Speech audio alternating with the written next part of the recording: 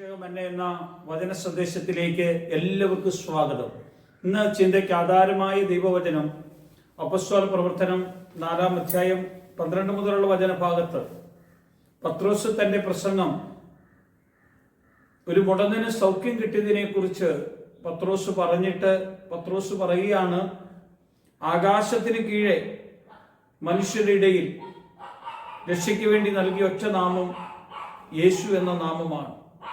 മറ്റൊരുത്തിനും രക്ഷയില്ല, ഞാൻ രക്ഷിക്കപ്പെടുവാൻ ആകാശത്തിന്റെ കീഴെ മനുഷ്യരുടെ ഇടയിൽ നൽകപ്പെട്ട വേറൊരു നാമവുമില്ല എന്ന് പത്രോസ് പറയാൻ കാരണം, യേശുവിന്റെ നാമത്തിന്റെ മുമ്പിൽ സകല മുഴങ്കാലും അടങ്ങുകയും സകല നാവുകളും യേശുവിനെ കർത്താവാണെന്ന് ഏറ്റുപറഞ്ഞ് ആരാധിക്കുവാനും അവന്റെ കൃപയിലേക്ക് കടന്നു വരുവാൻ തക്കവണ്ണം ഇടയാകുമെന്ന് നമുക്ക് മനസ്സിലാകും. കർത്താവിന്റെ ആത്മാവ് ശക്തമായി നമ്മുടെയൊക്കെ ഹൃദയത്തിന്റെ അകത്ത് വെളിപ്പെട്ട് വരുമ്പോൾ ആ വെളിപ്പാടിന്റെ മാധുര്യം അനുഭവിക്കുവാൻ വേണ്ടിയാണ് കർത്താവ് നമ്മെ ഒരുക്കിയിരിക്കുന്നത്.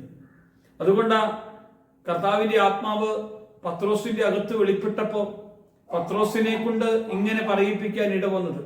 പത്രോസ് പറയുകയാണ്, മറ്റാരിലും രക്ഷയില്ല. ലോകത്തിൽ രക്ഷ നൽകുവാൻ നമ്മുടെ രക്ഷകനായ യേശുക്രിസ്തു മാത്രമേ ഉള്ളൂ. ഏത് മതത്തിൽപ്പെട്ടവനായാലും ഏത് ജാതിയിൽപ്പെട്ടവനായാലും ഏത് വിഭാഗത്തിൽപ്പെട്ട മനുഷ്യനായാലും രക്ഷയ്ക്ക് വേണ്ടി നൽകപ്പെട്ട ഒറ്റ നാമം യേശു എന്ന നാമമാണ്. കൊളോസ്യ ലേഖനത്തിൽ പറയുകയാണ്, അവൻ പരിച്ഛേദനായാലും അപരിച്ഛേദനായാലും പരിഷ്കൃതനായാലും അവിഷ്കൃതനായാലും സിദ്ധീനായാലും അടിമയായാലും സ്വതന്ത്രനായാലും എല്ലാവരിലും എല്ലാമായിരിക്കുന്നത് ക്രിസ്തു യേശു മാത്രമേ ഉള്ളൂ. യേശു ക്രിസ്തുവിന്റെ നാമത്തിലോ ഇന്ന് രക്ഷ നമുക്ക് നൽകിയിട്ടുള്ളൂ. ഈ ഭൂലോകത്തിലുള്ള സകല മനുഷ്യർക്കും രക്ഷയ്ക്ക് വേണ്ടി നൽകിയ ഒറ്റ നാമം യേശു എന്ന നാമമാണ്. യേശുവിന്റെ നാമത്തിന്റെ മുമ്പിലാണ് നമ്മൾ ഇന്ന് കടന്നു വന്നിരിക്കുന്നത്. ഈ നാമം പറയുമ്പോഴുണ്ടല്ലോ, ഈ നാമം കൊടുത്തപ്പോഴാണ് മുടന്തന് സൗഖ്യം കിട്ടിയത്. ഈ നാമം പറഞ്ഞപ്പോഴാണ് നമ്മുടെ ജീവിതത്തിൽ അത്ഭുതങ്ങളും അടയാളങ്ങളും ദൈവം പ്രവർത്തിക്കുന്നത്. നമ്മുടെ കുഞ്ഞുങ്ങളെ കുറിച്ചുള്ള ആവശ്യങ്ങളും അല്ലെങ്കിൽ അതിനെക്കുറിച്ച് നമ്മൾ പ്രാർത്ഥിക്കുമ്പോൾ, നമ്മുടെ കുടുംബത്തെക്കുറിച്ച് നമ്മൾ പ്രാർത്ഥിക്കുമ്പോൾ, നമ്മുടെ കുടുംബത്തിന്റെ അന്തരീക്ഷങ്ങളെ മാറ്റാൻ വേണ്ടി നമ്മൾ പ്രാർത്ഥിക്കുമ്പോഴെല്ലാം ഇടപെടുന്ന ഒരു ദൈവം യേശു മാത്രമാണ്.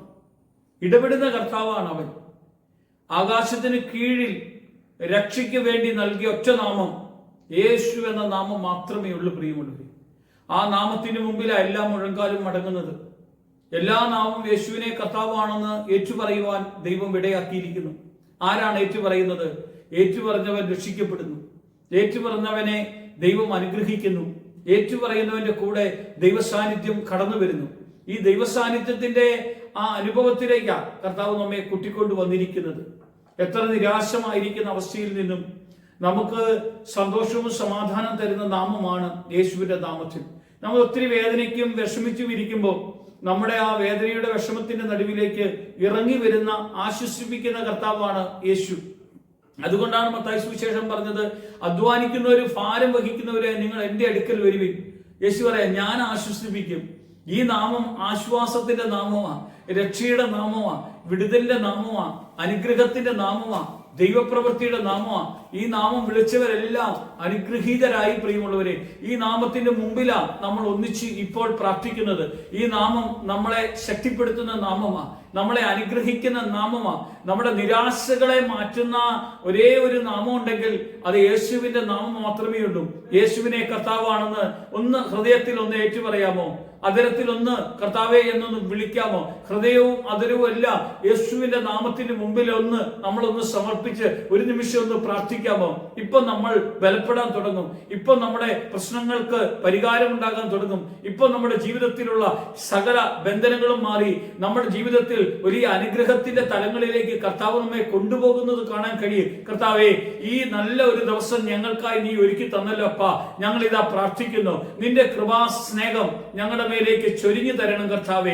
ഞങ്ങൾക്ക് വേണ്ടി നൽകിയ ഒറ്റ നാമമാണ് യേശു എന്ന നാമം കർത്താവേ. ആ നാമത്തിന്റെ മുമ്പിലാണ് ഞങ്ങൾ ഒന്നിച്ച് പ്രാർത്ഥിക്കുന്നത്. ഞങ്ങളുടെ എല്ലാ പ്രശ്നങ്ങൾക്കും മധ്യേ ഇതാ ഇടപെടുന്ന ഒരു കർത്തന്റെ കൃപയാണ് ഞങ്ങളുടെ മേൽ പകർന്നിരിക്കുന്നത് കൊണ്ട് അനുഗ്രഹിക്കുന്ന അവന്റെ ശക്തി ഞങ്ങളുടെ മേലേക്ക് കടന്നു വന്നതിനായി ഞങ്ങൾ പ്രാർത്ഥിക്കുന്നു. കർത്താവേ, ഞങ്ങൾ ഇതാ പ്രാർത്ഥിക്കുന്നു, നിന്റെ കൃപ കൊണ്ട് നിറയ്ക്കണമേ. ഞങ്ങളുടെ തുറന്ന ഹൃദയവും തുറന്ന മനസ്സും ഇതാ നിന്റെ കരങ്ങളിൽ ഏൽപ്പിച്ച പ്രാർത്ഥിക്കുന്നത്. നീ ഞങ്ങളെ അനുഗ്രഹിച്ചു എന്ന് ഞങ്ങൾ പ്രത്യാശിച്ചുകൊണ്ടാണ് പ്രാർത്ഥിക്കുന്നത്. അനുഗ്രഹത്തിന്റെ കരം ഞങ്ങളുടെ മേൽ വയ്ക്കണം. യേശു മഹത്വം എടുക്കണം. യേശുവിന്റെ നാമത്തിൽ തന്നെ ആമേൻ.